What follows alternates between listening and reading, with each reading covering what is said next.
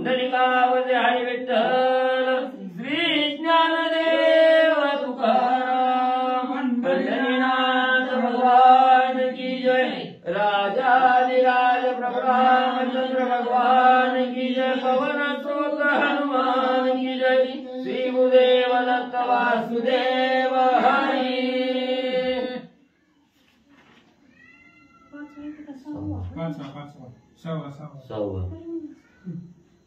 श्री गणेशाय नमः श्री गुरु रामचंद्राय नमः पूर्व प्रसंगी रणांगणी वानरी मारल्या वीर श्रेणी रुधिर वाहता देखोनी श्रीराम मनी कळवळला। श्री गणेशाला वंदन करून प्रभू रामचंद्राचं स्मरण आणि सद्गुरूशी शरण जाऊन कथित अनुसंधान आहे। प्रभू रामचंद्र राजा सुग्रीव आणि असणारे त्या ठिकाणी म्हणले अंगद जे असणारे जांबुवंत काका हे 16 वेळा पर्वतावर त्या ठिकाणी बसलेले वानर मंडळी लंकेमध्ये गेलेले आहेत।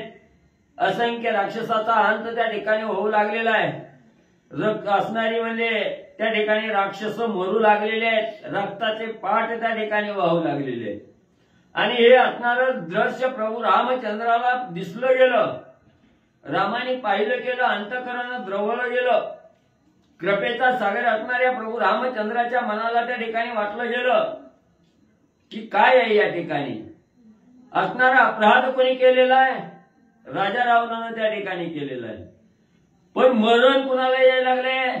जी बाकीची असणारी सालगाड्यासारखी जी सेवक आहेत, राक्षस आहेत, ह्यांना त्या ठिकाणी विनाकारण मरण यायला लागले। म्हणून म्हणजे असणारा जो अपराधी आहे तो त्या ठिकाणी बाजूला गेला, निरापराध्याला त्या ठिकाणी प्राण गमावावे लागतात। म्हणून प्रभू रामचंद्राला कळवळा आणि प्रभू रामचंद्र त्या ठिकाणी काय करू लागले? कृपा उपजली रघुनाथा एकाची अपकारता करुणे सकळांचा गाता राजधर्मता हे नव्हे। मग प्रभू रामचंद्राला राजधर्माची आठवण त्या ठिकाणी झाली। सांगितलं गेलं अपराध एकानं केलाय आणि एकाच्या अपराधासाठी म्हणजे अनेकाला शिक्षा त्या ठिकाणी भोगावी लागायला लागली। मग हे असणारं राजधर्मामध्ये त्या ठिकाणी बसत नाही। निरापराध्याला त्या ठिकाणी मरण येता कामा नये याचा विचार प्रभू रामचंद्राने म्हणजे केला। सुग्रीव राजा आणि जांबवंत अंगदादी वानर समस्त नळनिळादी हनुमंत शरणागत विभीषण। मग त्या ठिकाणी प्रभू रामचंद्राने मनाच्या ठिकाणी विचार केला। वानरांचा राजा असणारा सुग्रीव आहे, अंगद आहे, नळ नीळ जांबवंत सगळ्याला म्हणजे त्या ठिकाणी हनुमंता सहित म्हणजे त्या ठिकाणी बोलवलं गेलं आणि प्रभू रामचंद्र काय त्या ठिकाणी सांगू लागले? दुर्ग परिधी द्वार बंद करावया राक्षसांचा वध सैन्य ठेविले संबद्ध वीर विविध आतुरबळी। मग त्या ठिकाणी असणारे प्रभू रामचंद्र सांगू लागलेले आहेत आपण म्हणजे असणारं द्वार रक्षण करण्यासाठी अतिशय आतुरबळी म्हणजे असणारे वीर म्हणजे त्या ठिकाणी ठेवलेले आहेत। या उपरी काय कर्तृत्वता श्रीराम कुसे समजता अवघे मनपी रघुनाथा युद्ध तत्वता करावे। मग म्हणजे त्या ठिकाणी राजा रावणानं म्हणजे असणारे द्वार रक्षक त्या ठिकाणी ठेवलेले आहेत। मग म्हणजे आता आपण काय म्हणजे त्या ठिकाणी करावं? आता पुढची दिशा म्हणजे कार्य कसं करायचं, काय करायचं हे असणाऱ्या प्रभू रामचंद्रांनी विचारलं। तेव्हा हनुमंत सहित सगळी वानर मंडळी म्हणले रामा आता दुसरा तिसरा विचार नाही म्हणले। आता सगळ्यांनी घुसून म्हणजे ह्या राक्षसाबरोबर युद्ध म्हणजे त्या ठिकाणी करणं हाच पर्याय आहे। प्रभू रामचंद्राला सांगू लागले तुम्ही वृद्ध धर्मयुक्त सुबुद्धी बुद्धिवंत या पुढील कर्तव्यार्थ सुनिश्चित मत सांगा। मग त्या ठिकाणी असणारे प्रभू रामचंद्रांनी सांगितलं गेलं की तुम्ही असणारे त्या ठिकाणी म्हणजे ज्येष्ठ आहात, वयानंही जास्त आहात, ज्ञानानंही आहात त्या ठिकाणी, बुद्धीही म्हणजे तुमची अथांग आहे त्या ठिकाणी। म्हणून म्हणजे सगळी जण आपापसात त्या ठिकाणी विचार करा काय निर्णय करायचा आहे, कसं युद्ध करायचंय ह्याचा विचार करा मला म्हणजे तुम्ही सांगा। प्रभू रामचंद्रांनी सांगितलं वानर भाराच्या गजरी सेतू बांधोनी सागरी रावण मारावया सपरिवारी लंकेवरी आम्ही आलो। मग त्या ठिकाणी वानर मंडळी म्हणू लागली मग असणारे प्रभू रामचंद्र त्या ठिकाणी म्हणू लागले की आपण असणाऱ्या राजा रावणाला मारण्यासाठी राक्षसाचा अंत करण्यासाठी म्हणजे एवढ्या दुर्धर समुद्रावर असणारा सेतू त्या ठिकाणी बांधला आणि म्हणजे लंकेत म्हणजे आपण त्या ठिकाणी आलो। प्रभू रामचंद्र सांगू लागले सैन्य मारावया लंकनाथा विचार काय सापयाता ऐसे समस्ती सांगता ते रघुनाथ न मानेची। मग त्या ठिकाणी असणाऱ्या म्हणले वानर मंडळींनी सांगितलं गेलं की म्हणले रामा एवढा समुद्र दुस्तर म्हणले त्या ठिकाणी त्याच्यावर सेतू बांधला लंकेत म्हणले एवढं कष्ट घेऊन त्या ठिकाणी आलाव. मग आलाव कशासाठी म्हणले नुसतं काय जेवायला या ठिकाणी आलाव का म्हणले. आता मुख्य असणाऱ्या राजा रावणाचा काटा काढायचा आहे, असणाऱ्या म्हणजे कुंभकर्णाचा काढायचा आहे, त्या असणाऱ्या म्हणजे इंद्रजिताला मारायचं आहे, एवढं काम करायचंय म्हणजे ना आता काय करायचं म्हणून विचारायला लाव का म्हणजे. आता दुसरा तिसरा काही विचार नाही म्हणजे आता पहिलं म्हणजे राजा रावण मारायचा असं असणाऱ्या वानरांनी प्रभू रामचंद्राला सांगायला सुरुवात केली. जे राजधर्म वेद विहित ते नीची साधे परमार्थ ऐसे धर्म श्री रघुनाथ उपपादित सचत्रे. मग एवढं असणाऱ्या वानरांनी त्या ठिकाणी सांगितल्यानंतर प्रभू रामचंद्र विचार करू लागलेले आहे जेणेकरून असणाऱ्या धर्मालाही खोट त्या ठिकाणी लागू नये, धर्माचं वचनही त्या ठिकाणी म्हणजे पाळावं आणि आपलं कार्यही साधलं जाईल, धर्म वचनही पाळलं त्या ठिकाणी जाईल अशी असणारी युक्ती साधून प्रभू रामचंद्र वानरांना काय सांगू लागले. अतिशयसी अतिसमर्थ शिष्ट धाडावा लंकेयात ऐसे बोलता श्री रघुनाथ वानर समस्त क्षोभले. मग त्या ठिकाणी रामाने सांगायला सुरुवात केली बाबांनो म्हणजे एवढं उतावीळ होऊ नका, आपण असणारा राजधर्म पाळणारे हिंदू आहोत त्या ठिकाणी. मग अगोदर म्हणजे राजा रावण एवढा युद्धासाठी उतावीळ झालेला आहे तर म्हणजे आधी आपण जाऊ कुणाला तरी पाठवू म्हणजे त्या राजा रावणाला समजूतदारीच्या गोष्टी सांगण्यासाठी लावू, आधी शिष्टाई म्हणजे त्या ठिकाणी करू. त्याचं ऐकून जर राजा रावणानं मान्य केलं तर म्हणजे युद्ध कशाला करायचंय. मग म्हणजे एवढी आटाटी करण्या अगोदर राजा रावण त्या ठिकाणी शरण आला, शिष्टाईला मान त्या ठिकाणी दिला तर बघू म्हणले त्या ठिकाणी. मग असणाऱ्या वानरांनी त्या ठिकाणी ऐकलं गेलं हनुमंतरायांनी. सगळ्या वानराला प्रभू रामचंद्रांचा राग त्या ठिकाणी आला. ज्या असणाऱ्या शत्रूनं म्हणजे आपली असणारी स्वामीनी त्या ठिकाणी घेऊन गेलेला आहे, चोरून त्या ठिकाणी नेलेली आहे आणि त्याच्याबरोबर शिष्टाई त्याच्याबरोबर आपुलकीचं बोलायचं का म्हणजे त्या ठिकाणी. असणाऱ्या वानरांना त्या ठिकाणी प्रभू रामचंद्राचं बोलणं ऐकून राग आला. आमची चोरोनी नेली सीता आम्हीच शिष्ट पाठवावा आता हे तो अयुक्त रघुनाथा युद्ध करिता भय काय. हे असणारे प्रभू रामचंद्र स्वामीवर या आपली चोरी म्हणजे त्या चोरट्यानं करायची ना अजून म्हणजे त्या शिष्टाईसाठी आपला माणूस म्हणजे त्याच्याकडे जायचं का म्हणजे त्या ठिकाणी. त्याला गरज नव्हती का म्हणजे माफी मागायला यायला. मग आपला माणूस काय म्हणून तिथं म्हणजे त्या ठिकाणी पाठवावा ही योग्य म्हणजे तुमचं बोलणं वाटत नाही. वानर बोलू लागले नाही पाहटलो रणी नाही युद्ध आले उने यावरी शिष्ट धाडणे लाजिरवाने आम्हासी. मग वानर म्हणू लागली रामा तुमच्या मनात एवढा विचारच का त्या ठिकाणी आला. राजा रावणा बरोबर असणारी शिष्टाई करण्यासाठी मला आपला असणार म्हणजे त्या ठिकाणी वानर पाठवू. आम्ही काय म्हणजे तुम्हाला असणारं युद्ध करताना थकलेलो दिसलो का, हारलेलो दिसलो का, आणि असणाऱ्या रणभूमीला पाठ त्या ठिकाणी दाखवली का, आम्हाला काही वेदना त्या ठिकाणी झाल्या का, तुम्ही कशा आम्हाला आमच्यामध्ये कमीपणा त्या ठिकाणी बघितला, काय तुम्हाला उणीव आमच्यामध्ये त्या ठिकाणी दिसली की असणाऱ्या राजा रावणाला शिष्टाईसाठी म्हणजे पाठवू म्हणून म्हणले असा तुम्ही विचार का त्या ठिकाणी केला. ऐसे बोलता समस्त श्रीराम सांगे राजधर्मार्थ भूत दया आणि परमार्थ समचित्त उपपादी. मग त्या ठिकाणी एवढं वानरांचं बोलणं प्रभू रामचंद्रांनी ऐकलं गेलं आणि थोडं वानराला शांत त्या ठिकाणी केलं आणि असणारं म्हणजे धर्म वचन प्रभू रामचंद्र त्या ठिकाणी सांगू लागलेले आहेत जेणेकरून ज्यांनी अन्याय त्या ठिकाणी केलेला नाही, निरापराध जे आहेत त्यांनाही त्या ठिकाणी आपल्या युद्धाची बाधा त्या ठिकाणी होऊ नये, निष्कारण त्यांचाही प्राण त्या ठिकाणी जाऊ नये आणि आपलं धर्म वचनही त्या ठिकाणी पाळलं गेलं पाहिजे अशी असणारी युक्ती साधून प्रभू रामचंद्र वानरांना काय सांगू लागले. युद्ध धर्म चतुर्विध रसाम दाम दंड भेद अनादीत सिद्ध हे प्रसिद्ध एक विशद विभाग. मग त्या ठिकाणी असणारं म्हणजे प्रभू रामचंद्र म्हणजे त्या ठिकाणी सांगू लागलेले आहे. धर्म काय सांगतं, सुरुवातीला असणारं म्हणजे त्या ठिकाणी 4 आयुध म्हणजे वापरायची, साम दाम दंड आणि भेद म्हणजे. पहिल्यांदा असणारा त्या ठिकाणी समजूतदारपणा करायचा, शिष्टाईसाठी पाठवायचं की राजा रावणा तू आमच्या असणाऱ्या स्वामीची कांता त्या ठिकाणी चोरून आणलेली आहे ती रामाची रामाला दे, तुला पटतंय का, देणं होतंय का. जर ती नाही म्हणला तर पुन्हा म्हणले असणारा त्या ठिकाणी म्हणले दाम लावायचा. मग तुला याचा असणारं फळ त्या ठिकाणी भोगावं लागेल, तुला असणाऱ्या युद्धाला सामोरं जावं लागेल. तरी मी नाही मान्य केलं तर पुन्हा असणारं दंड शासन म्हणजे त्या ठिकाणी करायचं. मग युद्ध त्या ठिकाणी करायचं आणि युद्ध मी केल्यावर म्हणजे नाही हार त्या ठिकाणी मानली तर काटा त्या ठिकाणी काढायचा, असं प्रभू रामचंद्र सांगू लागले. पुरेचे अंगी गाडे पण तेथे युद्ध करी कोण, गजवाजी रथ देऊनी धन शत्रू बुजवून बोळवावे. मग म्हणजे नाही तर म्हणजे त्या ठिकाणी काय आहे, तुरेच्या अंगी किती बळ आहे त्या ठिकाणी बघावं. आणि जर म्हणजे त्या ठिकाणी अशक्त असला, युद्ध करण्याच्या लायक त्या ठिकाणी नसला तर आपला असंख्य सैन्य म्हणजे त्याच्या समोर त्या ठिकाणी लावायचं. सगळं दळ म्हणजे त्या ठिकाणी लावायचं. तेवढं असणारं सैन्य बघून म्हणजे त्या ठिकाणी घाबरतोय का, हार मानतोय का, ही म्हणजे त्या ठिकाणी आधी बघावं. तरी देऊनी देश दुर्ग वाचवावे धुरेचे अंग, या नावगादान प्रयोग भेद विभाग तो एका. नाही तर म्हणजे असणारं त्या ठिकाणी म्हणजे असणाऱ्या दुहेला म्हणजे असणारं त्या ठिकाणी दुर्ग म्हणजे त्या ठिकाणी द्यायचं आणि आपण म्हणजे त्या ठिकाणी बघायचं ही असणाऱ्या दुर्गाचं कसं रक्षण म्हणजे असणारी दुरा त्या ठिकाणी करतय. हार मानतय का आपल्यावर चालत म्हणजे त्या ठिकाणी येतं, ही असणारं म्हणजे त्या ठिकाणी दंड आहे.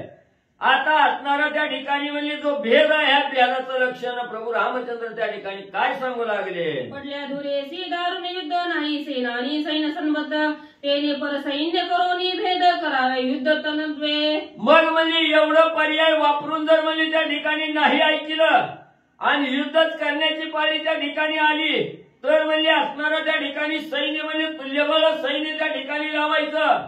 परत सैन्याला हाताहत त्या ठिकाणी करायचं आणि त्याला म्हणजे वाताहत करून म्हणजे त्याला असणारा दंड करून म्हणजे त्याच्यावर असणारा विजय त्या ठिकाणी प्राप्त करायचा, प्रभू रामचंद्र सांगू लागले.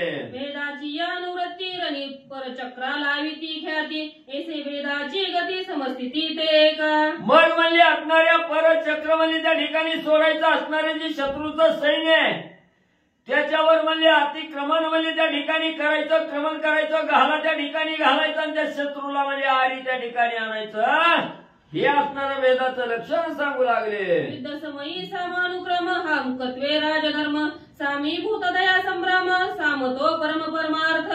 मग म्हणजे त्या ठिकाणी असणारं म्हणजे असं राजाला समजूत घालायची, असणारा भेद त्या ठिकाणी म्हणजे करायचा, त्यानं असणारं सैन्य त्या ठिकाणी आणलं की आपलं बी सैन्य म्हणजे तोडीस तोड त्या ठिकाणी उभं करायचं.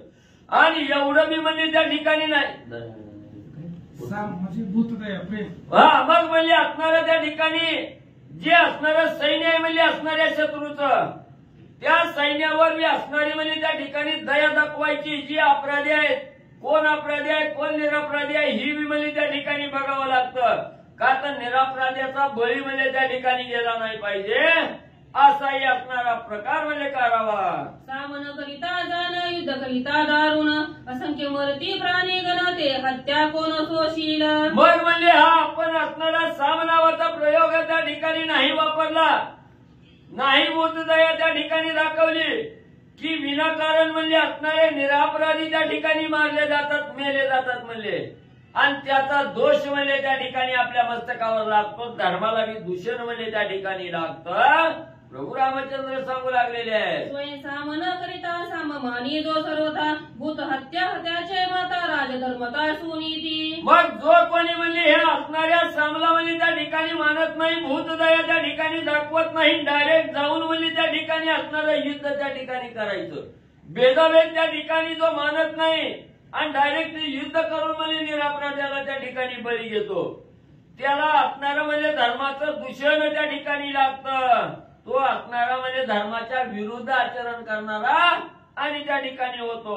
श्रीराम स्वयं परब्रह्म अनुवादला राजधर्म, त्याची भूतदया निसीम परमार्थ परम संग्रामी. मग त्या ठिकाणी असणाऱ्या प्रभू रामचंद्रांनी सांगितलं गेलं भूतदया त्या ठिकाणी कशी करावी, कसं युद्ध करावं, ही धर्मार्थ वचन म्हणजे त्या ठिकाणी सांगितलं गेलं. हाच असणारा मुख्य असणारा म्हणजे त्या ठिकाणी परमार्थाचा मार्ग प्रभू रामचंद्रांनी सांगितला गेला.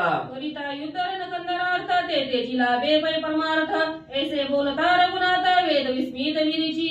मग प्रभू रामचंद्रांनी सांगितलं गेलं जरी म्हणजे युद्ध करत असताना त्या युद्धामधून सुद्धा आपला परमार्थ त्या ठिकाणी करावा. युद्ध म्हणजे काय? असणाऱ्या दुष्टाचं निर्जलन त्या ठिकाणी करायचंय, अहंकाराचं असणारं हनन त्या ठिकाणी करायचंय, गर्भाचं हनन त्या ठिकाणी करायचंय. पण म्हणजे त्या ठिकाणी या असणाऱ्या अहंकाराला गर्वाला संपवत असताना परमार्थाला त्या ठिकाणी म्हणजे बुडता कामा नये. म्हणून असणारा त्या ठिकाणी परमार्थ कसा घडतोय तर जी असणारी भूतदया आहे ती भूतदया दाखवायची. जे निरापराधी त्या ठिकाणी मरतील त्यांना त्यापासून त्या ठिकाणी वाचवायचं, निरापराध्याचा बळी त्या ठिकाणी घ्यायचा नाही. हाच असणारा युद्ध करत असताना परमार्थ साधावा ही प्रभू रामचंद्रांनी सांगितलं गेलं. तेव्हा असणाऱ्या ब्रह्मदेवाला सुद्धा म्हणजे त्या ठिकाणी नवल वाटू लागलं रामाचं. स्वधर्म बोलता रघुपती चाटकला बृहस्पती, चाटकल्या वेदस्मृती टकमकती शास्त्रार्थ. मग प्रभू रामचंद्रांनी एवढं असणारं धर्मवचन त्या ठिकाणी सांगितलं गेलं. हे बोलणं असणाऱ्या देवाचे गुरु बृहस्पती आहेत. बरोबर आहे. ह्या असणाऱ्या बृहस्पतीला सुद्धा नवल वाटलं, चाकाटले गेले. एवढंच नाही, असणाऱ्या ब्रह्मदेवाला सुद्धा प्रभू रामचंद्राचं बोलणं ऐकून नवल त्या ठिकाणी वाटू लागलं. गीते माझी श्री भगवंत युद्ध बोलिला परमार्थ, तोची अनुवादे श्री रघुनाथ, तोची श्लोकार्थ अवधारा. मग असणारी गीता असणारं म्हणजे त्या ठिकाणी युद्ध करत असताना म्हणजे परमार्थ कसा साधायचा, युद्ध कसं करायचं हे असणाऱ्या भगवंतानी म्हणजे गीतेमध्ये त्या ठिकाणी सांगून ठेवलेलं आहे. आणि तेच गीतेतला बोध म्हणजे इथं प्रभू रामचंद्र त्या ठिकाणी सांगू लागलेले आहेत. याचं नवल म्हणजे असणारे त्या ठिकाणी सर्वांना वाटू लागलं. ज्यासी नाही रणाभिमान, कर्मी नाही कर्माभिमान, ज्यासी देही नाही देहाभिमान, तू जाण नित्य मुक्ता. मग त्या ठिकाणी असणारं म्हणजे गीतेमध्ये असं मग असणाऱ्या गीतेमध्ये काय त्या ठिकाणी सांगितलं? ज्यानं म्हणजे असणारं एखादं श्रेष्ठ कर्म त्या ठिकाणी केलं त्याला त्या कर्माचा थोडा सुद्धा लवलेश म्हणजे असणाऱ्या अहंकाराचा त्या ठिकाणी लागत नाही, गर्वाचा बाधा त्या ठिकाणी होत नाही. अहंकार ज्याला म्हणजे कर्म करून त्या ठिकाणी होत नाही, किंवा धर्मानं नीतीनं जो वागतोय त्याला म्हणजे मी असा वागतोय ह्याचा असणारा ताटा त्या ठिकाणी चढत नाही.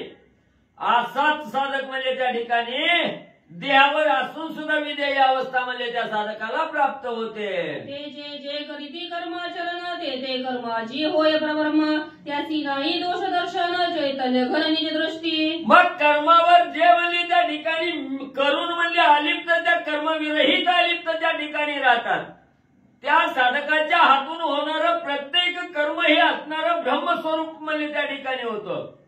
ते कर्म करून कर्माच्या विरहित म्हणजे असणारा अलग म्हणजे तो साधक त्या ठिकाणी राहतो, ब्रह्मस्वरूपाला तो साधक म्हणजे जातो. त्याच्या बुद्धीचा पैठाई देह देही दोन्ही नाही, कर्मबाधा त्यानं बाधी काही, ते देही विदेही ते पुरुष. ज्याला या असणाऱ्या देहाचे असताच नाही, हा देह माझा नाहीच असं ज्या साधकाला त्या ठिकाणी वाटतं, देहावर असून सुद्धा विदेही अवस्था त्या ठिकाणी ज्या साधकाला प्राप्त होते, तो देहावर उदास त्या ठिकाणी होतोय, तोच खरा म्हणजे परब्रह्म स्वरूपाला त्या ठिकाणी लीन होतो.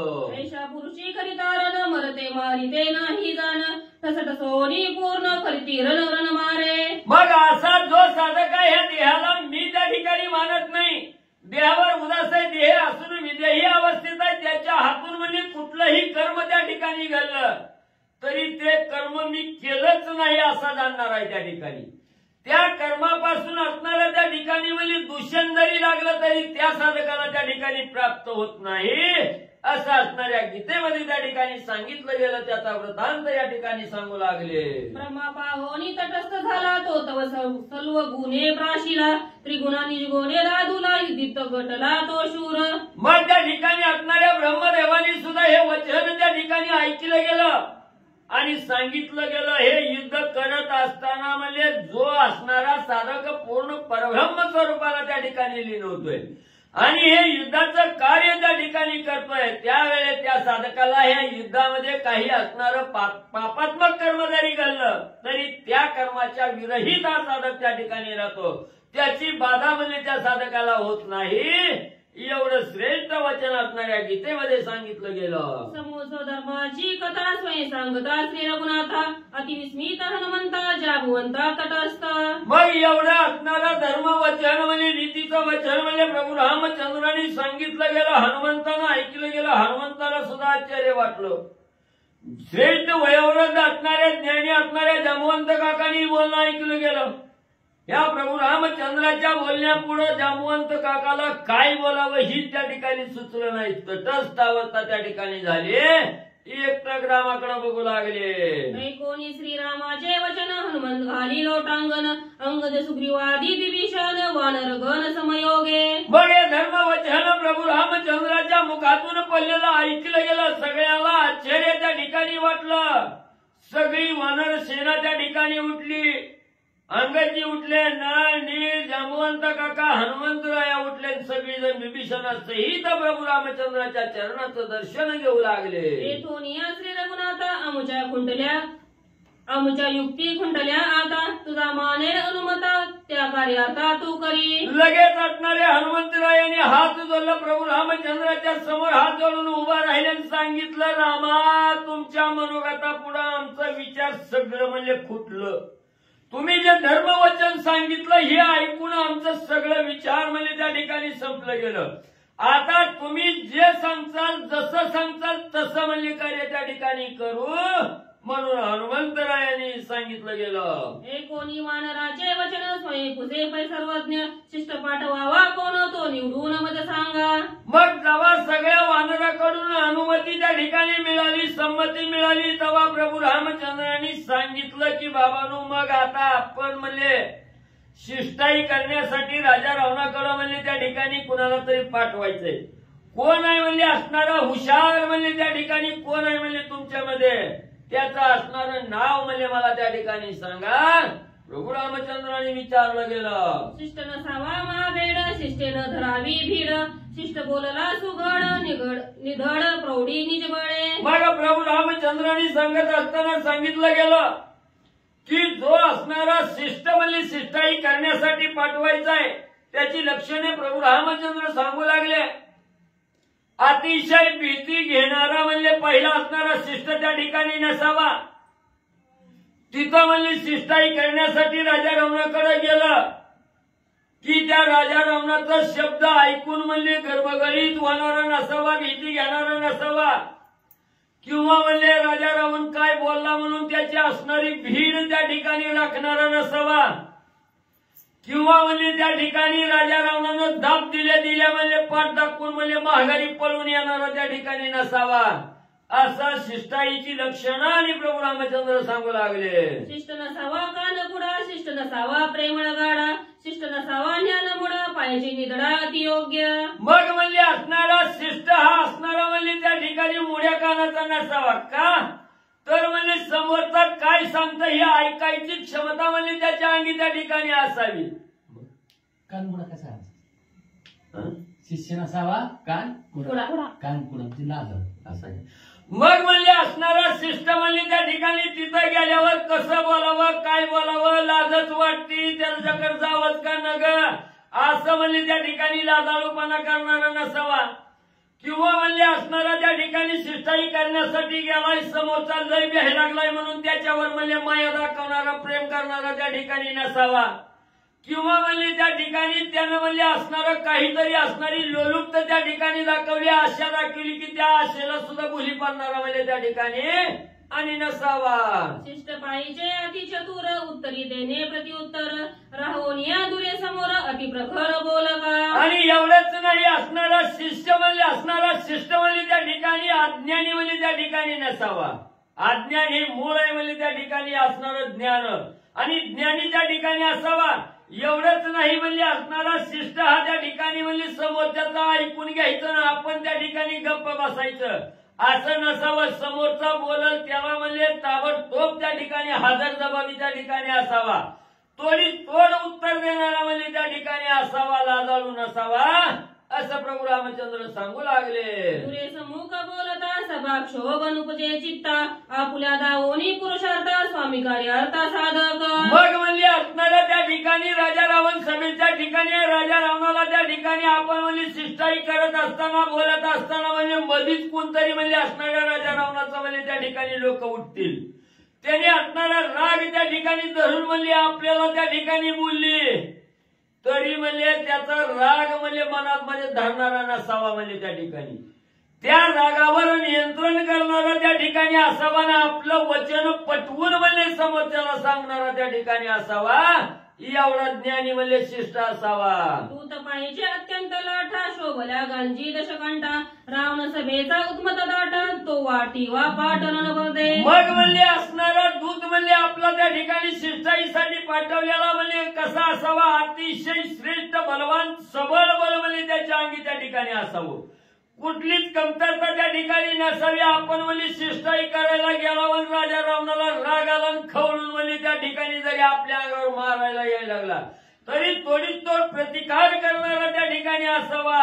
गणगोर युद्ध करायची जरी पाळी आली तरी म्हणजे त्याच्या बरोबर असणारं तोंड देणारा त्या ठिकाणी असावा, असं प्रभू रामचंद्र सांगू लागले. श्रीरामी सर्वज्ञ चोखडे अमित वानर माकडे काय बोलावे तुझं पुढे जेवी सूर्या पुढे खपोते. मग असणाऱ्या म्हणजे हनुमंतरायांनी बोलायला सुरुवात केली. रामा म्हणजे एवढं वर्णन त्या ठिकाणी सांगितलंय, पण आम्ही म्हणले असणाऱ्या वनामध्ये फिरणारी वंचन, ह्या झाडावरून त्या झाडावर उड्या मारायच्या, मिळेल त्या झाडाचा पाला खाऊन जीवन जगणारी म्हणजे आम्ही माकडाव. आम्हाला काय एवढं म्हणजे त्या ठिकाणी कळायचंय कोण ज्ञानी आहे कोण शिष्टाईचा योग्यतेचा आहे. ती म्हणले रामा तुम्हीच म्हणले त्या ठिकाणी हुडकान तुम्हीच म्हणले आम्हाला सांगा, असं असणाऱ्या हनुमंतरायाने प्रभू रामचंद्राला बोलले. जे बदलासी दूत कथा तो लक्षेना मुच्या चित्ता जो तुझं मानेल रघुनाथा त्याची तत्वता धाडावे. रमा रमा तुम्ही असणाऱ्या म्हणजे शिष्टाईसाठी पाठवण्यात येणाऱ्याची असणारी लक्षणं म्हणजे त्या ठिकाणी सांगितली. एवढी तुमची लक्षणे त्याच्या योग्यतेचा म्हणजे आम्हाला कोणच म्हणजे त्या ठिकाणी डोळ्यानं योग्य म्हणजे दिसत नाही. ही जाईल आणि चांगली शिष्टाई करून येईल असं आमच्या मनाला काही वाटत नाही म्हणजे कोण सापडणच गेलाय म्हणजे. आता तुम्हीच म्हणजे तुमच्या योग्यतेनुसार म्हणजे तुम्हीच त्या ठिकाणी हुडकान सांगा म्हणजे आम्हाला. श्री गणेशाय नमः, श्री सरस्वते नमः, श्री प्रभू रामचंद्राय नमः. शिष्टदारावा हनुमंता येणे गांजिले लंकानाथा लंका जाळून आला आता त्यासी सर्वता नये धाडू.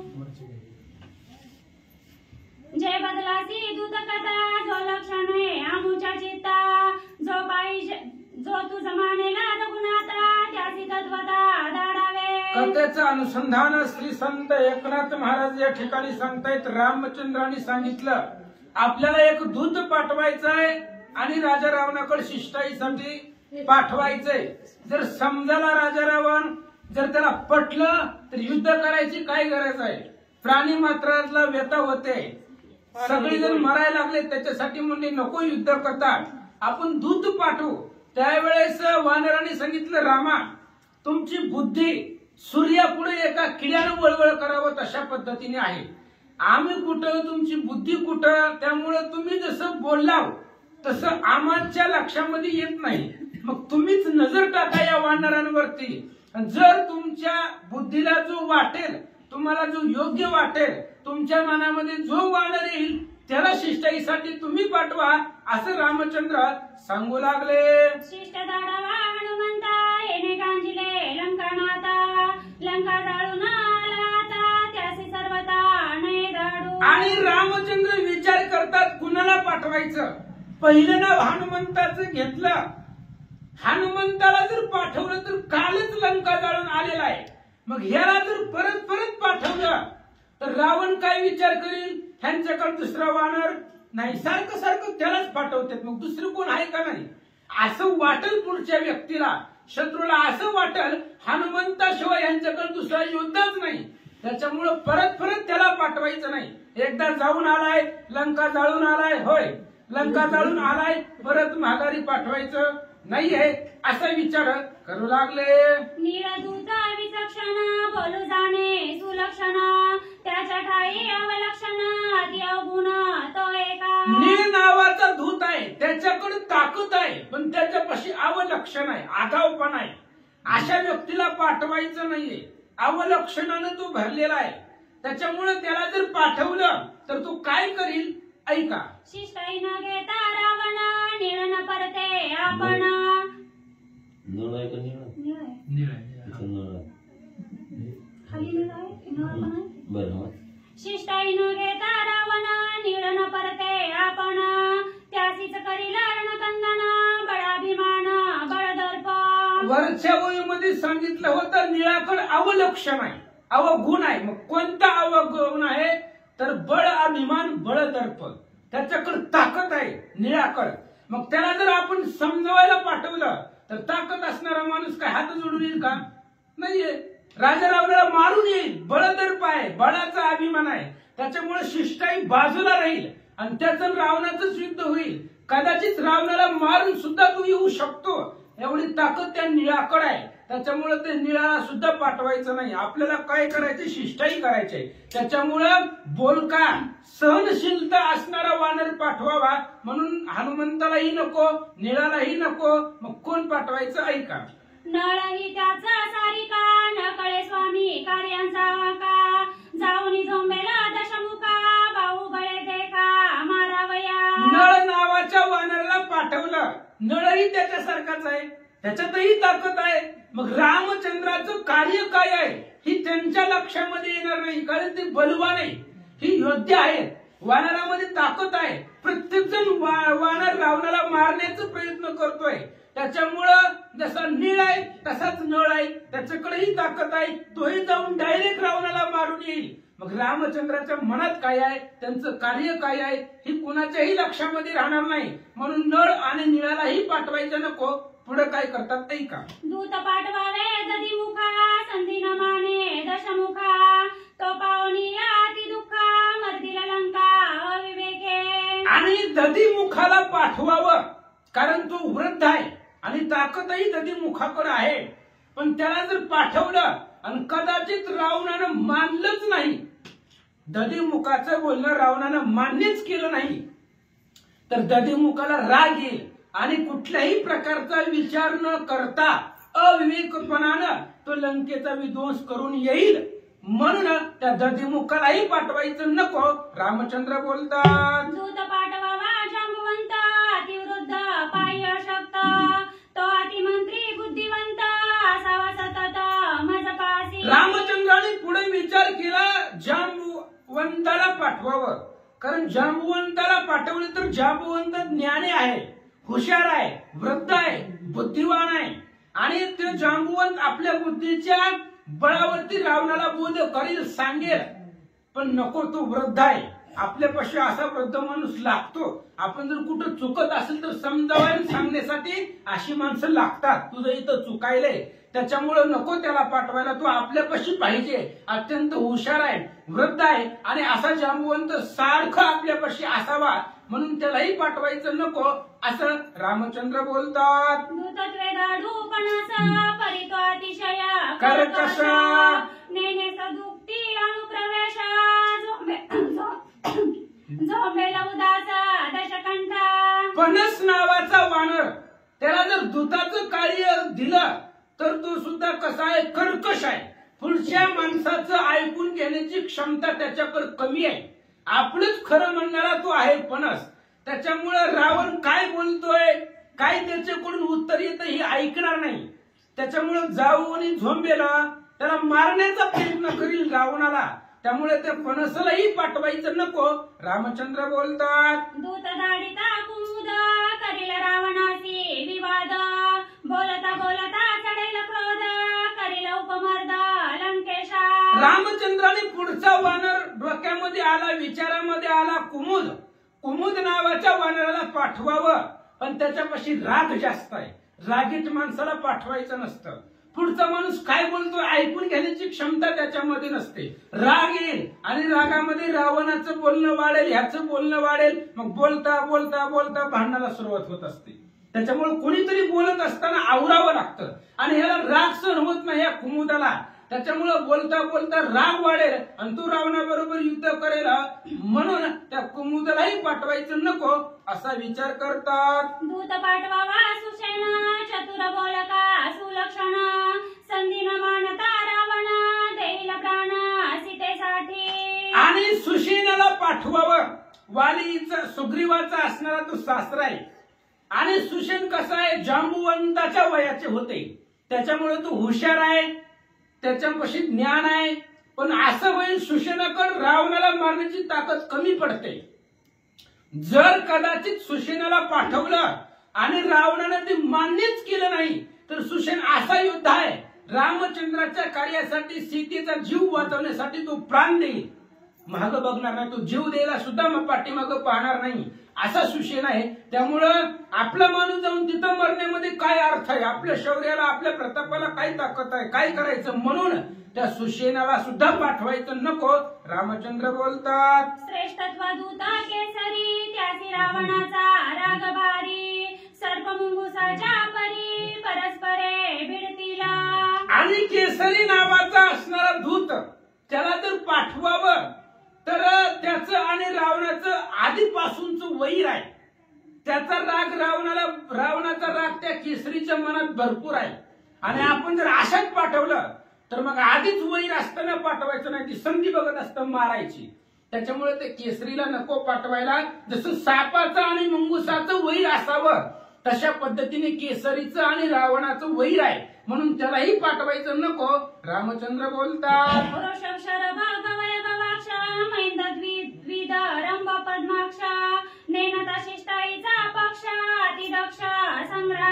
मग बाकीची वानरांची नावं रामचंद्राच्या मनामध्ये आली. ऋषभाय, शरभाय, गवय, गवाक्ष, मैंदाय, द्विंदाय, रंभ अशा प्रकारची वानर आहे.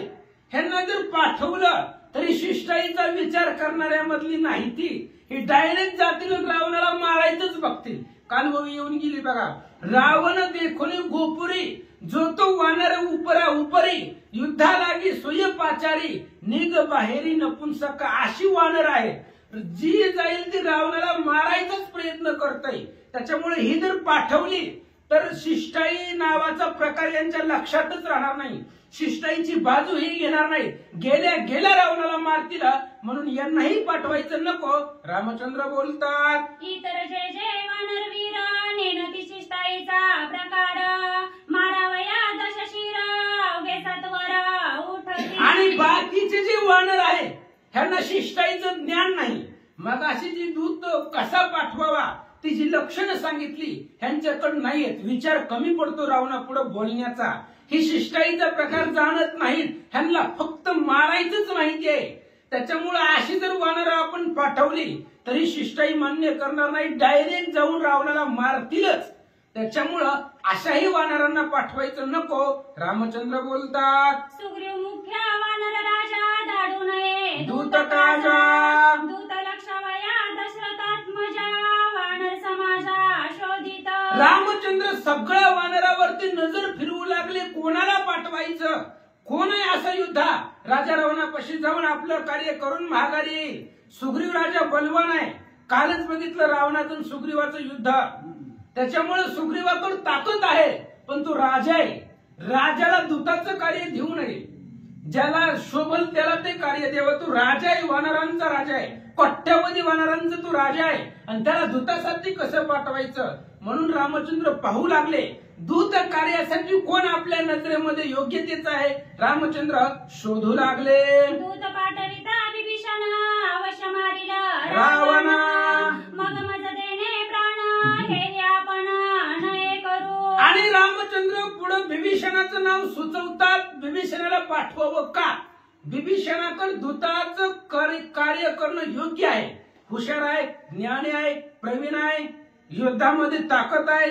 पण विभीषण हा रावणाचा भाऊ आहे, आणि जर आपण विभीषणाला पाठवलं तर रावण सगळं सैन्य घेऊन विभीषणाला मारेल, आणि त्याला जर मारलं तर मला जीव देण्याशिवाय दुसरा पर्यायच नाही. कारण तू शरण आलेला आहे, शरणागता शरणे मीच ऐकू कशासाठी सांगितलंय. शरण आलेल्याला जर मरण दिलं तर मलाही जीव द्यावा लागल. त्यामुळे विभीषणालाही पाठवणं योग्य नाहीये. रामचंद्र बोलतात, तव बोलिला हनुमंता विनंती परियेसी श्री रघुनाथ, युवराजा अति विख्यात दूत कार्यार्थ साधिल. आणि रामचंद्र असा विचार करत असताना, असं बोलत असताना, असा त्या ठिकाणी विचार करत असताना मग लगेचच मनामध्ये विचार आला, मला लक्षातच आली नाही. तव बोलिला हनुमंता विनंती परियेसी श्री रघुनाथ, युवराजा अति विख्यात दूत कार्यार्थ साधिल. रामचंद्र विचार करत होते, शिष्टाईसाठी नजर फिरवत होते. तेवढ्यामध्ये हनुमंतरायाने बोलायला सुरुवात केली. म्हणले, देवा तुम्ही प्रत्येकाची नावं घेतली, पण ह्या सगळं कार्य पार पाडण्यासाठी युवराज श्रेष्ठ आहे. युवराज कोण आहे? अंगद आहे. त्या अंगदाला पाठवावं. अंगद सगळं कार्य सिद्धीस नेईला. दूताचं जे कार्य आहे ते अंगद परिपूर्ण करेल असं मला वाटतं, असं हनुमान बोलतात. श्री गणेशाय नमः, श्री पांडुरंगाय नमः, श्री प्रभु रामचंद्राय नमः. हनुमान मने रघुनंदना, मुख्य मुख्य दुराच्या गणना, 20 पद्मे संख्या जनांगवना तोरवळी. हनुमंतराय बोलू लागले. महाराज ही कोवी राहिली अलीकडची घ्या. तीच वरची हनुमंत म्हणे रघुनाथा मुख्य मुख्य तीच वाचली की आता. अव बोलिला हनुमंत, विनंती पर्यसी रघुनाथ.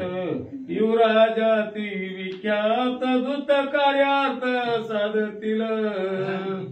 हनुमान म्हणे रघुनंदना, मुख्य मुख्य धुरांच्या गणना, 20 पद्मे संख्या जाना अंगवना दुर्वळी. हनुमंतानं बोलायला सुरुवात केली. रामा अंगदाला पाठवा. बघा अंगदाकडे ताकद होती, पण म्हणलं नाही मी जातो म्हणून. आपलं नाव दुसऱ्यानं पुढं करावं लागते. हनुमंताने सुद्धा, हनुमंताकडेही ताकद होती ना, पण त्यावेळेस हनुमानजी सांगतायत रामा अंगदाला पाठवावं असं मला वाटतंय. कारण अंगदाकडे एवढी ताकद आहे. 20 पद्म वानराकडे जेवढी ताकद आहे तेवढी एकटी अंगदाकडे आहे. अशा प्रकारचा आतुरबळी अंगद आहे. परत हनुमान म्हणे रघुनंदना, मुख्य मुख्य धुरांच्या गणना, 20 पद्मे संख्या जाना अंगवना तुर्वळी. आणि त्यावेळेस हनुमानजी सांगताय मुख्य मुख्य जी आपली 20 पद्म योद्धे आहेत, आणि त्या योद्ध्यापैकी अंगदाकडे ताकद जास्त आहे.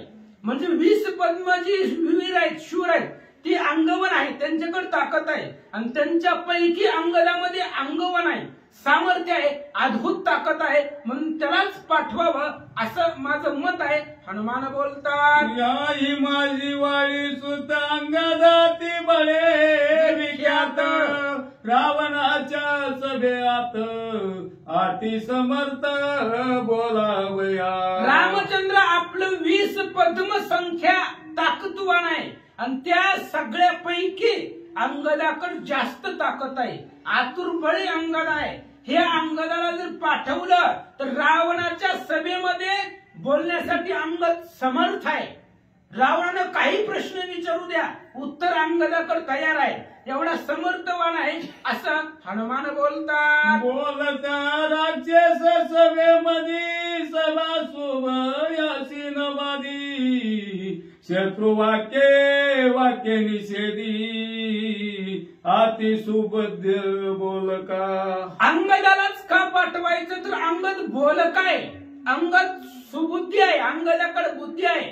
समजा रावणाच्या सभेमध्ये गेला आणि सभेमध्ये प्रत्येकाला जरी राग आला तरी त्याचा राग अंगदाला येणार नाही. रागावरती नियंत्रण ठेवावं हे अंगदाच्या लक्षामध्ये येतंय, आणि प्रत्येक वाक्याचा निषेध करणं हे अंगदाकडे सामर्थ्य आहे. म्हणजे रावणानं काही विचारू द्या, त्या वाक्याचा निषेध करून त्या उत्तराला प्रत्युत्तर देणं ही ताकद अंगदाकडे आहे. एवढं बुद्धिवान तो अंगद आहे असं बोलू लागले. अंगद बोलका निगर घट, अंगद वीर धीर सुबट, अंगद गांधू सके दशकंठ, वीर वरिष्ठ अंगद. रामचंद्र अंगद निदर घट आहे. अंगद बोलकाय, गप बसणारा नाहीये. तुम्ही मग अशी सांगितली ती सगळी लक्षणं अंगदापाशी आहेत. अंगद एवढा बोलण्यामध्ये प्रवीण आहे, चतुर आहे. अंगदाकडे ताकद आहे. समजा रावणाचं आणि अंगदाचं युद्ध झालंच तर रावणाला मारण्याची ताकद, रावणाला गांजण्याची ताकद अंगदाकडे आहे. म्हणजे प्रत्येक युक्तीनं, तुम्ही टाकलेल्या नियमानं प्रत्येक अटीमध्ये अंगद बसतोय असं हनुमान बोलतात. अंगदा माझी परम धीर, अंगदातिशयसी सुर, अंदाचा निज निर्धार, अति गंभीर शिरोध. रामचंद्र अंगद हा शूर आहे. अंगदापाशी ताकद आहे, धीर वीर अंगद आहे. अंगदापाशी आघात सामर्थ्य आहे. कदाचित रावणाला मारण्याचं सुद्धा सामर्थ्य अंगदापाशी आहे. त्यामुळे अंगदाचं वर्णन, अंगदाचं नाव घेऊन हनुमान बोलू लागले. चरावया रावणासी युक्ती अंगदा माझी अति उत्पत्ती अंगद एकला पुरुषार्थी रणकंदनाती राक्षसा. आणि रामचंद्र रावणाच्या युक्ती छळण्यासाठी, म्हणजे रावण जे जे बोलल त्याचं असणारं छळन करून बोलण्यासाठी अंगद समर्थ आहे. प्रत्येक वाक्य रावणाचं कसं त्याच्यावरतीच बदलायचं, त्याच्यावरतीच पलटायचं ही अंगदाकडे युक्ती आहे. प्रत्येक वाक्याचा निषेध करणं ही अंगदाकडे सामर्थ्य आहे. अंगद एकला एक पुरुषार्थ आहे. अंगद बलवान आहे, अंगद समरधीर आहे, वीर आहे, शूर आहे. हनुमान सांगतात अंगद निधडा स्वामी कार्यार्थी अंगदा पाशी अनेक युक्ती अंगदांगी अगाध शक्ती रणकंदनार्थी राक्षसा.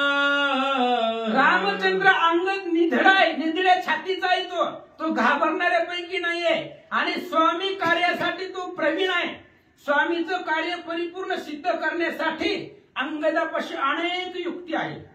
सगळ्या युक्ती अंगदापाशी आहेत. रावणानं कोणतंही वापरू द्या, प्रत्येक शब्दाला प्रत्युत्तर देणार ही अंगदापाशी आहे. आणि जर सगळीच राक्षस जरी मारायला आली तरी त्या राक्षसांना दमवण्याचं, त्या राक्षसांना मारण्याचं सामर्थ्य अंगदाकडे आहे. हनुमान सांगतात अंगद वाळीचा लाडका सुत दूत कार्यार्थी योग्य युक्त आयसे बोलता हनुमंत श्री रघुनाथ तोषला. हनुमंतानं अंगदाचं नाव सांगितल्याबरोबर रामचंद्राला आनंद वाटला. महाराज तुका म्हणे तुम्ही निरविल्यावरी मग हरी उपेक्षिना. साधू संतांनी जर आपलं नाव पुढे केलं तर भगवंत त्याची उपेक्षा करत नाहीये. हनुमंतानीच नाव पुढे केल्यानंतर ना रामचंद्र काय पाठवणार नाहीत का अंगदाला? पाठवणारच आहे. कारण नाव कोणी घेतलंय? मोठ्याने नाव घेतलेलं आहे. अंगदाचं नाव हनुमंताने घेतलेलं आहे. त्यामुळे हनुमंताचीही बोलण्याची उपेक्षा करायची नाही. म्हणून अंगदाचा पुरुषार्थ साटोप ऐकला. रामचंद्राला संतोष वाटला, आनंद वाटला. काय बोलता आचारोनिया अंगदासी श्रीरामालंगी हृदयासी शिष्ट जावोनी रावणापासी सांगी त्यासी महद्वाक्य. आणि लगेचच हनुमंताचं बोलणं ऐकल्याबरोबर रामचंद्राने अंगदाला बोलवल्याबरोबर गाढ अशा प्रकारचं आलिंगन दिलं. अंगदाला मिठी मारली भगवंताने आणि अंगदाला जवळ बोलावलं. आणि रामचंद्र सांगू लागले, अंगदा लंकेमध्ये राजा रावणाकडे जायचं आणि मी जे बोलणार आहे, जे माझी वाक्य आहे ते वाक्य रावणाला सांग. काय सांगायचं ऐका. दंडासी कारण मुख्य चोरी तुवा चोरिली माझी नारी तुझ दंडा वया बाणधारी आलो मी निर्धारी सीताकांत. आपलं जे मुख्य कारण आहे, निरूप आहे, तो अंगदापाशी रामचंद्र सांगताय. जाऊन रावणाला असं सांगायचं, तुला दंड करण्याचं कारण म्हणजे मुख्य तू चोरी केली आणि चोरी माझ्या बायकोची केलेली आहे. माझ्या पत्नीचं तू हरण केलेलं आहे आणि तिची सोडवण करणं माझं कर्तव्य आहे. आणि त्या सीतेला सोडवण्यासाठी आम्ही इथं आलेलो आहोत. त्यामुळं रामचंद्र काय बोलतात ऐका. मोके परदारा हरण तुझ्या मरणा ह्याची कारण सुटल्या माझे धुरंधर बाण तुझ कोण राखील. अंगदा त्या रावणापाशी जायचं, रावणाला सांगायचं मुख्य असणारा अपराध तो केलेला आहे. पहिला म्हणजे चोरी आणि दुसरी म्हणजे परस्त्रीचं हरण केलेलं आहे. माझ्या पत्नीचं हरण केलेलं आहे. ही दंड करण्यासाठी योग्य आहे. त्यामुळे जर माझे बाण सुटले तर रावणा तुला जगतामध्ये कोणीही वाचवणार नाही असं तू रावणाला सांग. अंगदापाशी रामचंद्र बोलतात. दशमुखास बंधू सुपुत्र सैनिक आराक्षसी करीन लंका बाण संपर्का निज नेटे. अंगदापाशी भगवंत बोलतात, असं जाऊन रावणाला सांगायचं, रावणा लक्ष देऊ नाही, जर तू आता माझी सीता मला दिली नाही, राक्षसी लंका करील, लंकेमध्ये राक्षसच ठेवणार नाही, एवढ्या माझ्या बाणामध्ये ताकद आहे. बाणाच्या नेटानं, बाणाच्या सामर्थ्यानं लंकेतली सगळी राक्षस मारील, असा निरोपा रामचंद्र देतात. लंकेशी आणोनी माझी कांता म्हणती श्रीरामान, सुटे सीता तो मी वधावयालो, लंका नाता केवुता पळशील. आणि त्यावेळेस बोलू लागले, रामचंद्र सांगतायत, रावणा तू रामचंद्राची सीता चोरून आणली आणि तुला असं वाटेल की रामाला कुठली सीता सोडवण्याचं सामर्थ्य आहे, राम इथं कसं येईल, असं जर तुला वाटलं तर आम्ही तुझ्या दरवाजापर्यंत आलेलो आहोत. समुद्रावरती दगडाचं बांधकाम पूर्ण बांधून आम्ही इथं आलेलो आहोत. आता तुला कोणीच वाचवणार नाहीये, असं रामचंद्र अंगदापाशी बोलतात. सीता बिला सीता काका पाटी लाविली से दरवसिका, त्यासी पळता ती लोका ठाव देखा न मिळेची. रामचंद्र सांगतायत, अंगदा पाठीमाग घडलेली कथा आहे. ज्यावेळेस सुदसुवा नावाचा गंधर्व कावळ्याच्या रूपामध्ये सीतेला छळण्यासाठी आलेला होता, तेव्हा सीतेच्या सांगण्यावरून मी फक्त काळी, तिच्यावरती इशिका नावाचा मंत्र म्हटला आणि ती काळी त्या कावळ्याच्या पाठीमागे सोडली, तर त्या असणाऱ्या काळीची सोडवण कावळ्याची जगतामध्ये कुणीही करू शकलं नाही. एवढं ध्यानपूर्वक राजा रावणाला सांगा. रामचंद्र बोलतात, तो मजाला शरण म्यावाम नेत्र घेऊन, त्याचा वाचविला प्राण ही विंदान इशिकेचे.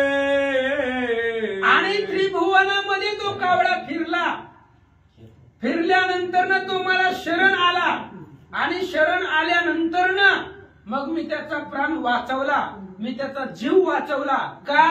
शरण आल्यामुळं वाचवला. म्हणजे असं सांगायचंय, तू जरी शरण आला तरी सुद्धा मी तुला वाचवतो, तुला मारित नाही. जसं कावळा शरण आला तसं तू मला शरण ये. कावळा शरण आल्यामुळं त्याचा डावा डोळ्याचा घात केला, त्याचा जीव वाचवला. तसंच तू जरी शरण आला तरी तुलाही वाचवतो, असा निरोप अंगदापाशी सांगतात. कुंडली कवरधारी विठ्ठल श्री ज्ञानदेव तुकाराम. श्री गणेशाय नमः, श्री सरस्वते नमः, प्रभु रामचंद्राय नमः. आईची दुर्बशिका धारून सुटल्या माझे दुर्धर, बाण पक्षी ओवली पळता जाण, जीवे रावण मारिना. असो पांडुरंगा करू प्रथम नमन दुसरे चरण संतांच्या पंचकृपाशीर्वाद आणि कथेचा विस्तार व्हावाची सद्गुरुत असतो. का बसले सर्व श्रोते मंडळी, साधू संतांना साष्टांगपणे करून कथेला सुरुवात आहे. कथेचं अनुसंधान प्रभू रामचंद्र जगताला सांगतात भांडण कसं करायचं. आधी मिटवायचं नाही, मिटवायचं साम दाम दंड आणि भेद, 4 प्रकार भांडण मिटवायचं असतं. त्याच्यातलं प्रभू रामचंद्र म्हणजे समजावून सांगू बघा. आधी म्हणजे साम दाम, दाम म्हणलं तर पैसे देऊन मिटलं तर मिटलं, तिथून लाख रुपये तिथं मिटवून. साम दाम दंड थोडासा काय असेल ते 1-2 लावल्या बाजारात, आणि नाहीच ऐकलं तर भेद, मग संपत तू मरेल नाही तर नाही मरेल, अशा प्रकारचं असणारं प्रभू रामचंद्र समजावून सांगत आहेत. सांगता सांगता म्हणू लागलेल्या कृपा उपजली रघुनाथा, एकाचे अपकारा करता मारू नये का सर्वथा. एकट्याने अपराध केलाय राजा रावणाने, त्याच्यासाठी सगळेच त्याच्याबरोबर सगळी होरपळून निघणार आहे ती, मरणार आहे ती. आता राजा रावणाने अपराध केला, लंकेत सगळी किती जरी असणारे हनुमंतराने झाले, तसं आपल्या बाणाने परिस्थिती सगळ्याची होईल. म्हणून कृपा उपजली रघुनाथा मारू नये का एकाचे अपराधा. अपराध आहे का अपकारा करताय काय माहिती, अपराध असेल पण अपकारा करता ह्याच्यात लिहिले अपराधासाठी मारू नये का सर्वथा. सगळ्यांना मारू नये, एखाद्याने अपराध केला त्याच्यामुळे सगळ्यांनी मारू नये असा प्रभार प्रभू रामचंद्र समजावून सांगत असताना त्यांनी सांगितलं शिष्टाई म्हणजे मध्यस्थीपणा करणारा माणूस. मिटवायचं भांडण वकिलासारखा नव्हतं, वकील एकच बाजू धरत असते, ज्याच्यात ते पक्षकार असतं त्याचा. पण मध्यस्थी माणसाने कसे करावं, दोन्ही बाजू सांभाळाव्यात, तशा प्रकारे प्रभू रामचंद्र सांगत सांगता सांगता काय बोलायचं सभेमध्ये प्रभू रामचंद्र अंगदेवराजला सांगतात राजा रावणाला जाऊन सांगायचं एक धर्मईशिका आहे, ती धर्मईशिका कावळ्याच्या पाठीमागे सोडली, ते स्वर्गमुक्ती पाताळात त्या कावळ्याला कोणी अधिकार दिला नाही, शरण आला, मी त्याचा वाचवलं, डावा डोळा त्याचा अंग डावान घेतलं, वाचवलं. तशा प्रकारचंच जरी राजा रावण त्याला विविध प्रकाराची रूप बदलता येतात, मायावी राक्षस आहे ती, त्यांनी एखाद्या वेळेस पक्षाचं जरी रूप धारण करून भीतीने घाबरून लपण्याचा प्रयत्न केला तरी माझा बाण त्याला सोडणार नाही. असे दुर्धर बाण माझ्या जवळ आहेत. अंगदेवराज तुम्ही राजा रावणाला सांगा. त्रैलोक्य पळता दिटपटी बाण न सोडी पाठी, आतुरल्या माझे दृष्टी दसकंठी निपात. स्वर्ग मृत्यू पाहतात तिन्ही जगतात जरी माझ्या बाणाच्या भेन जरी राजा रावण पळाला तरी त्याची पाठ सोडणार नाही. एवढंच नाही म्हणलं असणार, माझ्या दृष्टीसमोर राजा रावण आला की संपला जाईल अशा प्रकारचं बोला. काका अपराधी संपूर्ण माझा निरिगता शरण, शरणागती नाही मरण मग त्याचा प्राण वाचविला. कावळा स्वर्ग मृत्यू पाताळात फिरला गेला त्याला कुणी असणार, थारा दिला नाही. शेवटी कावळा मला शरण आला आणि माझं विहित आहे जो माझा आनंदी शरण त्याच्या निवारीनं जन्म मरण. मग कावळ्याला मला शरण आला, शरण आल्याबरोबर त्या कावळ्याचं मी मरण वाचवलं आणि त्याला जीवदान दिलं. तशा प्रकारे म्हणजे असणार मी करू शकतो. राजा रावणा ऐका. रावला तू तैसाची जाण सीता देऊली निघाल्या शरण, लंका राज्य स्थापून जन्म मरण येऊन. राजा रावण तुम्ही जर कावळ्यासारखं मला जर शरण आला तर तुमचा प्राण वाचेल. वाचल तर वाचलच, पण जन्म मरणाच्या रहाट गाडग्यातून सुद्धा तुम्हाला बाजूला करेन आणि लंकेच्या ठिकाणी असणाऱ्या सिंहासनावर लंकेचा राजा म्हणून तुमची स्थापना करेल असं प्रभू रामचंद्र अंगदेवराजापाशी निरोप सांगू लागले. विभीषण लंका दान तर्दी ऐके सावधान, नवी लंका करून निर्माण ते विभीषण स्थापिन. म्हणतात विभीषण काकाला तुम्ही लंका दान केली. राजा रावणाला जिंकलं की विभीषण काकाला लंका द्यायची घाण ठेवली हनुमंतरायापासून. आपण ती लंकेच्या चित्राचं ऐकलंय. तसं मनात विचारून जाणू नका राजा रावण. तुम्ही जर शरण आला तर दुसरी नवीन लंका तयार करेल, ती विभीषण काकाला देईल, पण जुनी तुमच्या तुम्हालाच ठेवीन. फक्त सीता माऊलीला माझ्याकडे दिलं आणि शरण आल्यानंतर सागरी तारिले पाषाण त्यामध्ये श्रीरामाची जाण, करिता नवी लंका निर्माण अर्थक्षण म्हणजे असणाऱ्या 400 वर्षाच्या समुद्रावर पाण्यावर दगड तारू शकतो. त्याला काय कमी म्हणजे असणार नवीन लंका तयार करायला. हा करील तो काय हे महाराज काही करू शकता, करतो मान्यता करतो, अशी शक्ती माझ्या जवळ आहे म्हणजे त्या ताकदीच्या जवळ. दगड गुणधर्म सोडतात, माणसं सोडायचं नाहीत का गुणधर्म म्हणजे आपला. हा मूळ स्वभाव जायना येळपट म्हणता राहिना, पण माझ्या समोर आला माझ्या नामस्मरणामध्ये चिंतनात आला की गुणदोषी आहे ती न विचारी काहीच गुणदोषी आहे तुम्ही त्याचा काही विचारित नाही, उद्धारच करून टाकतो. प्रभू रामचंद्र म्हणतात जसं म्हणजे असणाऱ्या त्या 400 वर्षाच्या समुद्रावर पाषाण तारण्यासाठी रस्ता करण्याला मला वेळ लागला नाही, तसं नवीन लंका तयार करण्यासाठी वेळ लागणार नाही. राजा राम तुम्ही काळजीच करू नका, फक्त सीता माऊली माझ्या मला देऊन टाका आणि शरण या लागी श्रीराम अर्पिता सीता स्वस्त जीवित लंका नाथा, लंका राज्य स्वस्थता श्री रघुनाथाचे धर्मे. राजधर्मे नव्हे हा पुढचा तुकडा आता आठवला बरं का. राजधर्मे हा नव्हे, एकाच्या अपराध करता मानू नये सर्वता हा राजधर्म नव्हे, राजाचा धर्म नव्हे. तसं प्रभू रामचंद्र म्हणतात इथं म्हणतात माझा धर्म नाही की प्रभू रामचंद्राला जर सीता माऊली देऊन टाकली तर राजा राम तुम्ही जीवन असणारं जीवन जगत असताना तुम्हाला अस्वस्थता कधी वाटणार नाही, दुःखी नाही, तुम्ही आनंदित राहसाल. म्हणले एवढंच नाही, स्वप्नात सुद्धा जन्म दुःख मरण येणार नाही आणि लंकेचं राज्य त्याचा सुद्धा असणारा सुखाने आनंदाने तुम्ही उपभोग घ्यासाल. फक्त या प्रभू रामचंद्राच्या कृपेने आणि प्रभू रामचंद्राच्या ताकदीने तुम्हाला प्राप्त होईल. राजा रावणाला असं निरोप सांगा अंगदेवराजला सांगू लागले. आईचे श्रीरामे आपण स्वमुखे अंगदासी सांगून, अमृत फळे देऊन जाण करवी गमन लंकेची. आणि अशा प्रकारचं स्वतःच्या मुखाने सांगितलेलं प्रभू रामचंद्राचं अंगदेवराजनं ऐकलं आणि तेच अमृत फळ. तेच बोलणं अमृत रूपी गोड प्रभू रामचंद्राचा शब्द किंवा आपल्या भाषेत म्हणा एक प्रसाद, आणि तोच प्रसाद घेऊन अंगाजी युवराज तिथून उठलेले आहेत आणि लंकेला जाण्यासाठी तयार झाले. अमृत फळांचा शकुन ज्याची करवी रघुनंदन मर्दुनी फळांचा मान विमान विजय पूर्ण तोय. आता अमृत फळ आहे, साधू सुद्धा आहे का म्हणले असणार. अमृत पेलं की सकळ रस स्वाद, सर्व रसाचा स्वाद घेतलेला असणं, नवरसाचा स्वाद घेतलेल्याचं फळ अमृत पेल्यानंतर प्राप्त होतं. आणि असं हे अमृत रूपी असणारे शब्द प्रभू रामचंद्राचे ऐकिले, त्या शब्दाचाच शकून असा आहे की पुढच्याचा अभिमान संपला जातो, गर्व आणि अभिमान संपला जातो, आणि जो असणारा साधक नम्र झालेला आहे त्या नम्र झालेल्या साधकाचा विजय प्राप्त होतो. का तर देवाला अहंकार चलत नाही. तिळवरी जो दरी होय अहंकार तो मेरू समान भार देवाशी, देवाला तो मेरू पर्वतासारखा भार होतो.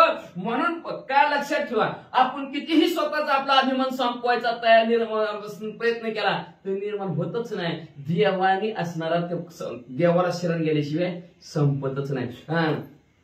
अभिमान गेला तो का म्हणे देव झाला, अभिमानी गेला की देवच होतो. म्हणून म्हणले असणारा अभिमान जाण्यासाठी भगवंतच लागतो, त्याच्यासाठी भगवंताच्या मुखातनं अमृताची फळं ऐकावा लागतात. अर्जुनाने ऐकली तेव्हा अभिमान संपला, नाही तर कसं मारू मी, माझं मी माझी आहे, ही सगळी माझी आहे, कसं मारू.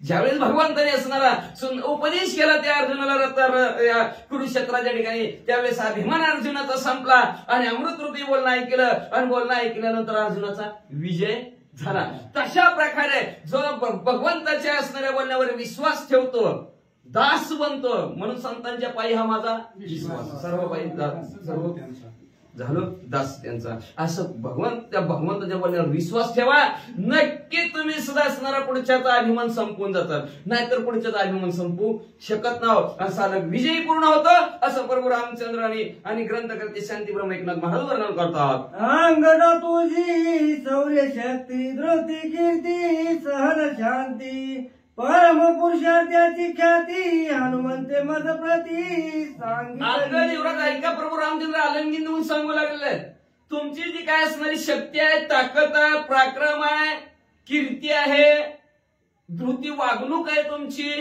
सर्व मला हनुमंतरायांनी सांगितलेलं आहे. आणि तुमच्या कशी सहन करण्याची ताकद सुद्धा पुढच्याचा अपमान का तर संत जेणे व्हायचे त्याने जग बोलणे सुशिजे. संत व्हायचंय तर त्याने अपमान सहन करावं लागणार, मान अपमान दुराविला, मान अपमान अभिमान दुरावावं लागणार आहे. आणि तो तुमच्या दुरावण्याची ताकद आहे. मला सर्वचे सर्व असणाऱ्या हनुमंतरायांनी सांगितलेलं आहे. असं असणारा प्रभू रामचंद्र अंगदेवराजा म्हणू लागले. अंगद म्हणे श्री रघुनाथा आज्ञाप्रमाणे जी समर्था स्वय पुरुषार्थ बोलता अति मूर्खता येऊ पाहे. अंगदेवराज म्हणजे प्रभू रामचंद्र तुमच्या आज्ञा शिरसावंदी आहे. आणि तुम्ही बरं झाला हनुमंतराय स्वकीर्ती सांगू नये, कीर्ती मानवाची बी वर्णू नये. का तर भगवान लक्षात ठेवा, भगवंताचं चरित्र आहे, भगवंताचीच कीर्ती. नंतर आपल्यात असतं अर्धा तास तर रावण घेतला की ते माणसाने ठेवलं की त्याचं गोळा करत बसायचे नाव त्यांची. कीर्ती मानवाची वर्णू नये, सो कीर्ती मुखे बोलू नये. स्वतःची कीर्ती स्वतःने सांग, दुसऱ्याने. अंगदेवराला उठून म्हणता नव्हतं, 20 पद्मवानर बसले होते. अंगदेवरा प्रभू रामचंद्र तुम्ही काय काळजी करू नका, मी जातो घेऊन सगळं असणारं शिष्टाई करून येतो म्हणता आलाच. आपण आपलं बोलायचं नाही, दुसऱ्याने नाव घेतलं पाहिजे. आपलं नाव दुसऱ्याने घेतलं पाहिजे, आपण स्वतः तर घेता मी आहे माझ्यासारखं कोणीच नाही, दुसऱ्याने म्हणलं पाहिजे माणूस. तसं असणार अंगदेवराज म्हणजे बरोबर रामचंद्र तुमच्या आज्ञाप्रमाणे म्हणल्या. आणि तुम्ही म्हणताल तसं म्हणजे असणार का समर्थ प्रभू रामचंद्र तुम्ही करतो मान्यता करतो तुमची शक्ती आहे म्हणजे. आणि स्वतःचा पुरुषार्थ स्वतःची ताकद बुद्ध दाखवून सांगून उपयोग नसते. आणि जर आपण स्वतः सांगणार लय हुशार घ्या नुसतं मोठ्या बड्या बाता मारतय आहे का नाही म्हणतात का माणसं, दुसऱ्याने म्हणलं नाही खरं असेल असं. अशा प्रकारचा असणारा का तर स्वतःचा पुरुषार्थ स्वतःची ताकद आपण सांगितली तर तिथं मूर्खता येते. अंगदेवराज म्हणतात सोमुचिया पुरुषार्था तुझी आज्ञा श्री रघुनाथा कार्यसिद्धीची ये माता आम्हा विजयता श्रीराम. असो प्रभू रामचंद्र, आमचं जी काय ताकद असेल, शौर्य असेल, पराक्रम असेल, सर्व तुमच्यामुळेच आहे म्हणजे प्रभू रामचंद्र. तरी पण तुमची आज्ञा शिरसावून दे. आज्ञाधारक होतो आम्ही, तुमची आज्ञा आम्हाला शिरसावून द्या. आणि जी काय आमचं आम्ही कार्य हातात घेतलेलं आहे ती हाती कार्य होण्याचं सुद्धा तुमच्या कृपेमुळेच आहे प्रभू रामचंद्र. लक्षात ठेवा, विजय प्रभू रामचंद्र तुमच्यामुळेच आहे. मनाला किती बी वाटलं मिळावा तरी मिळत नाही, नाही मिळावा तरी मिळल्याशिवाय राहत नाही. आपल्या हातात काय नाही, सांगू का नको. पुण्य बी वाढवायचं असलं तरी आपल्या हातात नाही, पाप बी करायचं असलं तरी आपल्या हातात नाही, मिळायचं म्हणलं तरी आपल्या हातात नाही. हे प्रारब्धाचीच आहे, भगवंताच्या हातात आहे. लय मोठं एका जणाच्या घरी लय मोठं धन होतं, वाटावं कुणाला पंचायत, वाटावं कुणाला पंचायत, ह्याला द्यावं का त्याला द्यावं, कुणाला द्यावं कुणाला द्यावं कळानच गेलं. जावं वाटत होतं, स्वतः जवळचं जावं असं वाटत होतं, द्यायचं कुणाला, कोणाचं नाही म्हणजे आता सांभाळायचं कोणी, देऊन टाकून. ती म्हणजे असणार राजाला देऊन टाकू म्हणजे, राजाला देऊन टाकू. राजा प्रजेचं पालन व्यवस्थित करतोय, त्याच्या कामाला येईल, काय गावात असणार सुखसोयी करेल. एखाद्याला देऊन काय करायचं, राजाला देऊन टाकू म्हणले धन एवढं मोठं, बरं राजाला देऊ म्हणले. पण राजा काय असं घेतो, घेईल काय म्हणले, घेईल का राजा, हो दहा मामा गरीब घेईल, पण राजा घेईल का, घेणारच नाही म्हणले. मग राजाचा काहीतरी अपराध करायला पाहिजे म्हणजे आपण. राजाचा अपराध केला तर राजा आपल्याला दंड देईल, आणि दंडात ती आपली दंडवड देऊन टाकायची. असं विचार केला. आणि विचार केल्याबरोबर नवरा बायकोनं विचार केला काय करायचं म्हणजे ना. राजा सिंहासनावर गेलेला असेल, गेल्याबरोबर राजाच्या द्यायची कॉन्सुल ठेवून म्हणले निसते, असा हाणायचा राजाला की सगळ्यांनी धरलं पाहिजे आणि द्या रे ह्याला दंड, कोणावड्यात टाका, कोणावड्यात नसलं टाकायचं तर याला 10 लाख रुपये. आपल्या भाषेत सांगा की 10 लाख रुपये, तिकडे संपत्ती असेल 10 लाख म्हणा, आपल्याला म्हणे ती 10 लाख ह्याला दंड, आपल्या घरचं 10 लाख उचलायचं त्याला देऊन टाकायचं, आपण मोकळं व्हायचं. असं विचारणार बायकून केलं. बरं मला गेला, राजा समेत बसलेला होता, गेला की बरोबर गेला समेत बसला, ही गेला तडा तडा लावली. राजाचा कांटाळ तर राजाच्या डोक्यावरचा मुकुटच खाली पडला.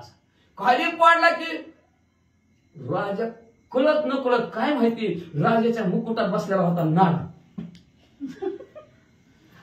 तेवढ्या त्या माणसाला धरलं, सगळ्यांनी धरलं की ह्याला म्हणले ह्याच्यामुळे आपल्या राजाचा जीव वाचला म्हणजे, ह्या थोड्या वेळाने का होईना पण नाग म्हणजे राजाला चावला असता, राजा मेला असता म्हणजे, घरी लय राजाचं मोठं काम केलं म्हणजे त्याला बक्षीस. गरीब होता 10 लाख आणून दिलं, 10 लाख आता झालं 20 लाख, आता झालं 20 लाख. आता काय करायचं म्हणजे, आता तर डबलच वाढले. आता म्हणजे राजाचा आपण तसं करायला गेलो, आता म्हणजे राणीकडे जायचं, राणीचाच अपमान करायचा म्हणजे, राणीचा अपमान केला की राजाने 100 डबल झाले म्हणजे, आता सगळं 20 लाखचे 20 लाख डबल करेन म्हणजे, सगळं देऊन टाकू म्हणजे राजाला. हाय का आपल्या हातात वाढवायचं म्हणलं तरी नाही, बळच वाढलं साप. मग मला काय करायचं मला, आता म्हणजे सकाळ सकाळ जायचं म्हणजे, तुम्ही बायको म्हणजे सकाळ सकाळ जायचं, राणी साहेब आंघोळ करत असतील म्हणजे डायरेक्ट जायचं त्या महालामध्ये, त्यांच्या स्नानगृहामध्ये जायचं म्हणजे, आणि हात धरायचा म्हणजे डायरेक्ट राणीचा, नाही तो बळायचं म्हणजे बाहेर.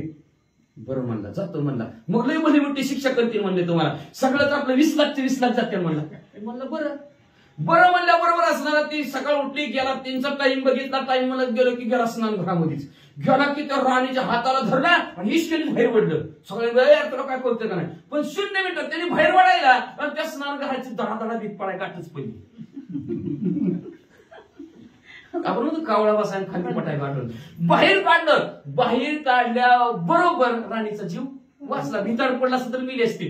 परत त्याला धरलं, धरल्याबरोबर म्हणजे अरे काय माणूस आहे म्हणजे, आपल्या राणीचा जीव वाचवला म्हणजे. कसं काय आपल्या जीव वाचलाही महत्वाचा आहे ना, म्हणजे जीव वाचवला म्हणजे थोडा वेळ जर असणाऱ्या राणी साहेब त्या स्नानगृहात बसले असते तर भिंत कोसळली असती, राणी मिळली असती, त्यामध्ये ह्याला बक्षीस परत 40 लाख बक्षीस झालं, डबल वाढलं. आहे का आपल्या हातात काय, भगवंताच्या कृपेने. आपण म्हणतो एखाद्याचं जातं बी आणि एखाद्याचं येतं बी, त्याला काय कळत. जाणाराचं कसं सारखं जातं माहिती का, येणारच ना, मामाचं येतं, काकीचं येतं, आजीचं येतं, आजोबाचं येतं, आलं म्हणजे, आणि गेलं म्हणजे कवटाचं फळ असं, कवटाचं फळ. ते कवटाचं फळ जर हत्तीनं खाल्लं तर कवट अक्कच्या अक्का बाहेर पडतं शेणातनं, अक्कच्या अक्क. पण आतला गाभा कसा निष्ठून कुठं जाते कळत नाही. गाभा फक्त गायब होते बघा, अजून फक्त गावाच गायब होतोय. कवट आहे तसं बाहेर येतं, हाय तसं गोल गरगरीत, पण गाव गायब होतं. मग तसं येताना कोणाचं येतं आणि जाताना ते कावटासारखं जातं, भगवंताची कृपा नसेल तर. पण भगवंताची कृपा असली तर डबल आल्याशिवाय राहत नाही. अंगदेवराज म्हणजे तुमची कृपा असली की कार्यामध्ये सिद्धी होती, जय प्राप्त होतो असं अंगदेवराज म्हणतात. वानर वनचर पाले खाईन झाले श्रीरामाचे किंकर केले अमुता प्रताप त्वर सुरासुर. अहो प्रभू रामचंद्राने वनात फिरणारे वानर म्हणजे असणारे पाले खाणारे वानर.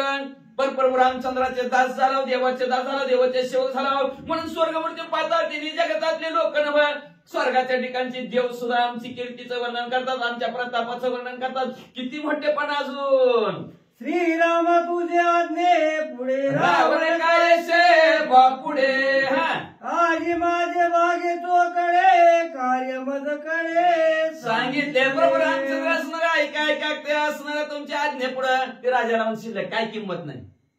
पण पुढे अंगदेवराज काय म्हणू लागले, आमचं भाग्य थोर, आमचं नशीब थोर प्रभू रामचंद्र, तुमची सेवा करण्याचं भाग्य आम्हाला प्राप्त झालं. तुम्ही आम्हाला काम सांगितलं आणि आमच्या देवाचं काम सांगितलं तर कानडोळा करतो माणसं, कानडोळा करायला लागलेली ती ऐकतच नाही. ती देवाचं म्हणलं की असणार.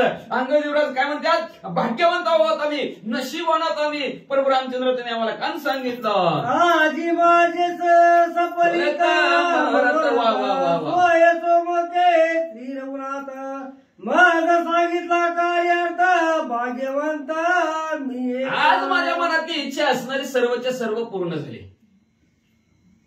ज्या कार्यासाठी मला ध्येय प्राप्त झालेलं त्या ध्येयाचा सार्थक होणार का, स्वतःच्या मुखाने प्रभू रामचंद्राला मला काम सांगितलं. हे जगताच्या ठिकाणी भाग्यवंत कोण असेल तर मीच आहे असं अंगदेवराज स्वतःची स्तुती करू लागले मनातल्या मनात. सद्गुरु हनुमंताचा धर्म माझा तुष्टला श्री रघुनाथ स्वमुखे सांगे कार्यानुक्रम भाग्याचा परमा. मी एक श्रेष्ठ असा भाग्यवंत आणि नशिबवान कोण असेल तर मीच एक आहे.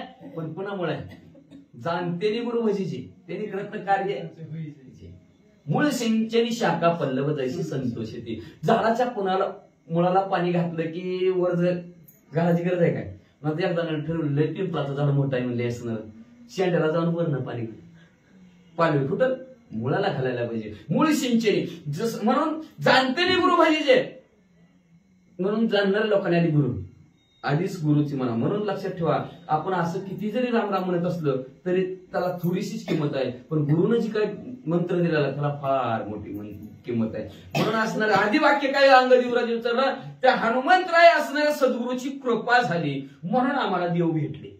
म्हणून आधी गुरु नंतर देव, गुरु देव भेटवायचं काम करतात. त्या हनुमंतरायाने असणारा आम्हाला भगवंताला भेटवला आणि भगवंताने आम्हाला असणारं काम सांगितलं. म्हणून आमच्यासारखं असणारं भाग्यवंत नशिबवान जगात कोणच नाही असा अंगदेवराज स्वतःला मनातल्या मनात म्हणू लागले. श्रीरामाज्ञाल्या हाता साधवया स्वामीजी स्वामी कार्यार्था हाती उला सांगत अंगद चित्ता होय निघता. प्रभू रामचंद्राची आज्ञा हातामध्ये आलेल्या असणाऱ्या मालकाचं काम करण्यासाठी, देवाचं काम करण्यासाठी अंगदेवराज अतिशय आनंद आलेला आहे. आणि आनंदाच्या भरामध्ये लंकेकडे असणारा अंगदेवराज निघाले. महाराज श्रीरामाचे प्रदक्षिणा श्रीरामा चरण तीर्थ घेऊन झाला लोटांगण घातले.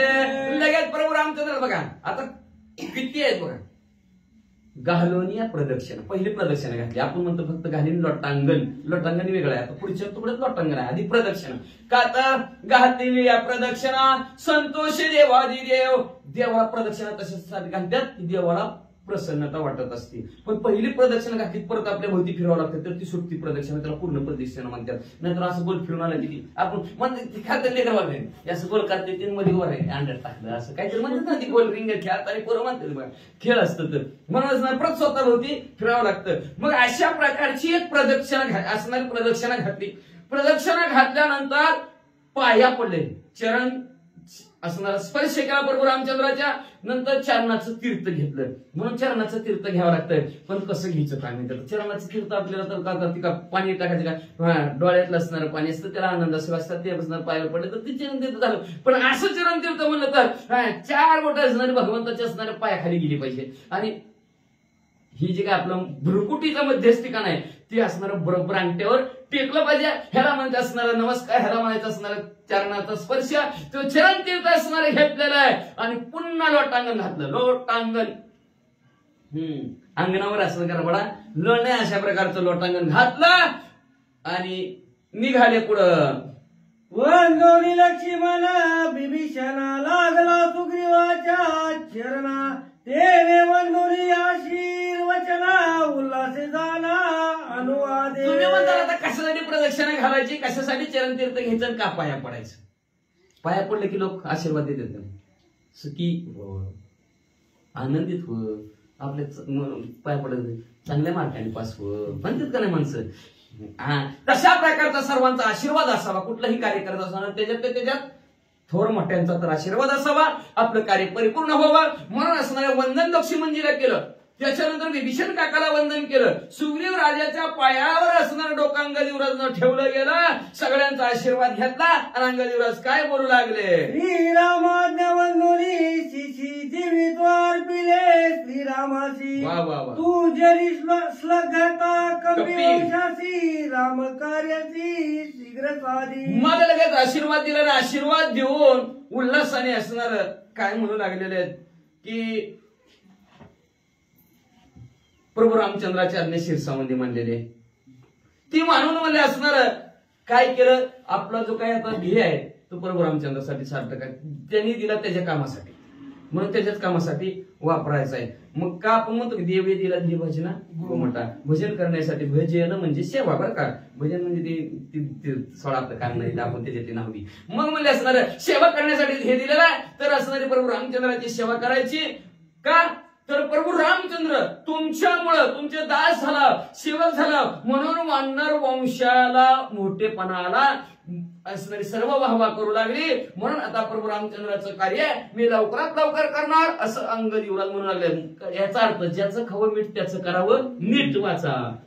नळ नीळ जांबुवंत सुशेन इत्यादी वानर गण लोटांगणे वंदुरी चरण आज्ञापन पुसत.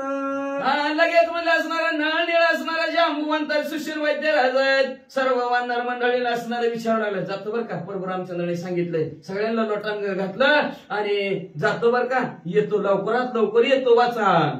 वगे म्हणती वाळी सुता मृद मंजुळ वनितता सुखी केले आम्हा समस्तता निज विजयार्थ तू लगेच असणाऱ्या सर्वांनी असणारा आशीर्वाद दिला. अंगदेवराजला सगळ्यांना नमस्कार केला. म्हणजे वाळीच्या मुलं असणारा तुम्ही किती गोड बोलता म्हणजे किती मंजूळ कोती गोड बोलता किती असणारे नम्रता आहे तुमच्याकडे किती लिंत आहे म्हणजे. आणि त्या लिंतच्या त्या बोलण्याच्या जोरावर म्हणजे असणारा तुम्ही आम्हाला सुखी केलं आनंदित केलं. आनंदाच्या भरात तुम्हाला आशीर्वाद देतो. तुम्ही तुमच्या कार्यात यशस्वी व्हाल. कोणी सद्गुरु हनुमंता अंगदासी उल्हासता त्याचे चरणी ठेवली माता सप्रेमवता. सद्गतीत हनुमंतराय सद्गुरू असणाऱ्या हनुमंतराला समोर बसलेला बघितलं. उल्हासांत करण्याच्या ठिकाणी अंगदेवराज त्याला जवळ गेला. हनुमंतरायाच्या पायावर डोकं ठेवलं आणि कंठ सद्गतीत झाला. तुमची असणारे तुम्हाला शरण गेलो म्हणून आज आम्हाला देवाचं कार्य आमच्यापर्यंत पोहोचलं गेलं. आम्हाला करायची असणारी इच्छाही निर्माण झाली आणि आमच्या हातात ते कार्य करा म्हणून बी असणार आलं. म्हणून हनुमंतराय तुमचे फार फार आमच्यावर उपकार. अंगद हनुमंतांची भक्ती अंगद हनुमंताची प्रीती शीघ्र जावया लंके प्रती आज्ञा मारुती देत असे. असणाऱ्या अंगदेवराजची हनुमंतरायाची भक्ती करतात. गुरु समजून म्हणजे असणार सद्गुरूच आहेत त्यांचे असणारे आणि त्या गुरुची भक्ती करतात अंगदेवराज. आणि हनुमंतरायाला सुद्धा अंगदाविषयी अतिशय आवड आहे प्रेम आहे म्हणून असणाऱ्या लगेच लगे आज्ञा हनुमंतरायाने सुद्धा प्रभू अंगदेवराजला दिली. तुम्ही लवकरात लवकर मालकाचं काम करण्यासाठी जावा. अंगदाची हनुमंते आश्वासोनी वरद हस्ते लंकेशी पाठविली त्याते दशमुखाते गांजावया. असणाऱ्या अंगदेवराजला हनुमंतरायाने हे आशीर्वाद दिला आश्वासन दिलं म्हणलं घाबरू नको. काय नाही बाबा मी जाऊन आले म्हणजे लंका जाऊन मी आले म्हणजे तू तर माझ्यापेक्षा असणार सगळी त्या वाळीचा मुलगा म्हणले असणार सुग्रीवाचा मुलगा म्हणले असणार तू तर मग आमच्यापेक्षा तू तर ताकदवान आहे म्हणजे घाबरून कसला राजाला पण काय नाही मी एवढं करून आले म्हणजे काय काय प्यायची कारण नाही का असं आश्वासन दिलं आपल्या भाषेत म्हणायचं तिथं मग म्हणले अंगदेवराला अतिशय आनंद उल्हासाला आणि आनंदाच्या भरामध्ये असणार तुम्ही म्हणजे असणार राजा रावणाला त्रास देण्यासाठी नक्की त्रास देणार मला माहिती आहे म्हणजे असं अंगदेवराला हनुमंतराय म्हणले आणि पुढं श्रीराम साष्टांग नमस्कार अवलोकोनी लंकापुरा करोनी राम नामे गजर अंगद वीरा पुन्हा साष्टांग नमस्कार प्रभू रामचंद्र अंगदेवराजने केला आणि लंकापूर लक्ष केलं राजा रावणाच्या गावाकड त्याच्या आणि प्रभू रामचंद्राच्या भांडणामध्ये मध्यस्थी करायची दोघांचं भांडण मिटवायचे वाढवायचं नाही मिटवायचंय आपल्याला म्हणून अंगदेवराज प्रभू रामचंद्राच्या नावाचा गजर केला आणि आकाश मार्गाने तिकीट विमानाचं काढल्यासारखं काढलं त्यांनी वाचा गगनी जाता अंगद वीरा सुग्रीवादी पै वानर ती केला जय जयकार अति गजर नामाचा आकाश मार्गाने अंगदेवराज चाललेला सगळं असणाऱ्या नाणीळ जांबवंत सुग्रीवराजे सर्व वानरांनी बघितल्यावर सर्वांनी असणाऱ्या प्रभू रामचंद्राच्या नावाचा गजर केला आकाश दुमदुमला गेला सगळीकडे म्हणल्या प्रभू रामचंद्र भगवान की जय जैसा श्रीरामाचा बाण तैसे अंगदाचे उड्डाण सत्वर करून या गमना आला आपण लंकेत प्रभू रामचंद्राच्या धनुष्यातून माणसं अंगदेवराज लंकेत पोहोचले आकाशाची पोकई अंगदे घालून या पायतळी चढवली निरलंब निराळी लंकेजवळी सोय आकाश रुपीची काय पोकळे आहेत ते असणाऱ्या अंगदेवराजने म्हणजे असणार आपल्या पायाखालीच घातली कळलं ना गोस्पद जसं असणार पाणी जसं ओलांडावं गायनं खड्डा पाण्यात ओलांडतो आपण तसं म्हणजे भर अंगदेवराज आकाश मार्गाने म्हणजे असणारा लंकेत पोहोचले बाळ सूर्य रसे होतीला किंवा गीते घडला तैसा अंगद शोभला लंके आला दैदिप्यमान जसं म्हणजे बाळ सूर्य सकाळचा लाल भडक असावा किंवा म्हणजे एखादा असणारा अग्नीचा असणारा गोळाचा असावा तशा प्रकारचा असणारा दैदिप्यमान तेजस्वी अंगदेवराज लंकेत पोहोचले अंगदाचे निज उड्डाण लंकेपाशी आले जाण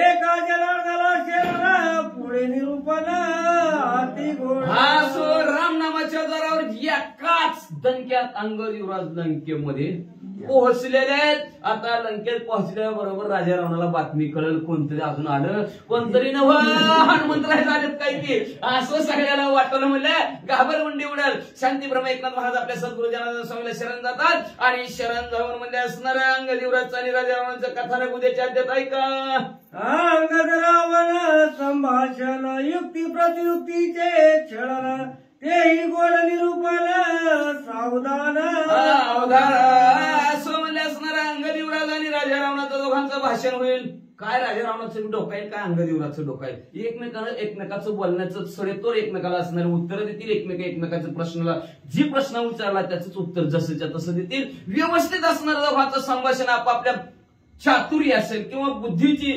विचक्षणता असेल तेज असेल ज्ञान असेल त्या ज्ञानाच्या जोरावर म्हणजे दोघं एकमेकाचं छळण करणार आहे ती कळणं छळ करणार आहे ते आपल्या भाषेत दोघं एकमेकाला असणार अतिशय बिकट परिस्थितीमध्ये अतिशय तरवेज आपल्या आवाजाने दोघं कशी मन जिंकत म्हणजे गोड असणाऱ्या कथानक उद्याच्या अध्यात ऐका असं शांतीप्रम एकनाथ महाराज आपल्या सद्गुरु जनार्दन स्वामीला शरण जाऊन श्रोते मंडळीला विनंती करतात स्वाती श्री भावार्थ रामायणे युद्ध कांडे एक कारटी काय अंगद शिष्टाई गमना नमो स्वाध्याय